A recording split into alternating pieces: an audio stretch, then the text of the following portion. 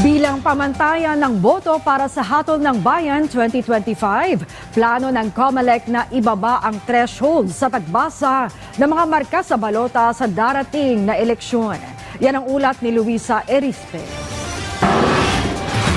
Mas mabilis at mas sensitibo na ang pagbasa ng mga boto sa balota para sa Hatol ng Bayan 2025. Plano na kasi ng Commission on Elections na ibaba ang threshold o pagbasa ng mga marka sa balota sa 15% kumpara sa dating 25%. Sabi ni COMELEC Chairman George Erwin Garcia, sa ganitong paraan, kahit gatuldok lang ang mailagay sa bilog na nilalagyan ng marka, ay babasahin na ito bilang isang boto. We are recommending to the NBAC, lower the threshold. Sa halip na 50% dati, nagiging issue pa yun, nagiging basehan pa sa pagpapay ng mga kaso, mga protesta. Hindi sa 15%. At least doon, kahit yung nakatatanda, may kapansanan, yung medyo nahihirapan, siguro naman kahit na tuldok lang na ganyan, point lang na ganyan, mabibilang na ngayon. Kasi that's the intention of the voter. Aplikable lang naman ang gatuldok na marka sa mismong bilog sa tapat ng pangalan ng kandidato. Kung hindi ito nakalagay sa loob ng bilog, ay hindi ito babasahin ng makina bilang boto. Para naman doon sa mga sosobra ang bilang ng mga isi-shade sa balota o ibobotong mga pangalan, tulad pa rin ng dati, pwede ang kulang pero bawal ang sobra.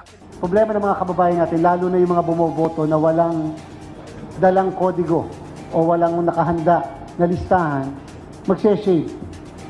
Tapos tsaka lang natin bibilangin. Pagkabilang natin, 12 na pala yung senador sa halip na 11. Tawag sa atin doon, sa ordinaryong language natin, touch move na yun. Okay lang na kulang sa 12. Wala tayong problema. Pero pag sumobra na, hindi na pwedeng palitan yung balota eh. Ang NAMFREL naman na isa sa tumatayong citizens' arm sa eleksyon ay pabor sa plano ng komisyon. Yun din yung sinasabi ko noon, no? Sinasabi ng NAMFREL noon, ano ba yung intent ng voter?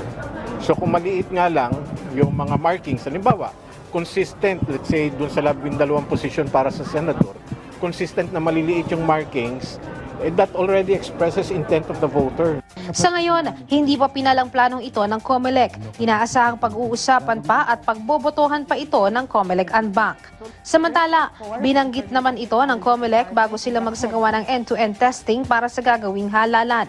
Dito, sinubukan ng COMELEC kung magiging akma ba ang pagbasa ng mga boto ng mga makina at kung magiging matagumpay ang transmission nito sa mga server ng COMELEC. Luisa Erispe para sa Pambansang TV sa Bagong Pilipinas.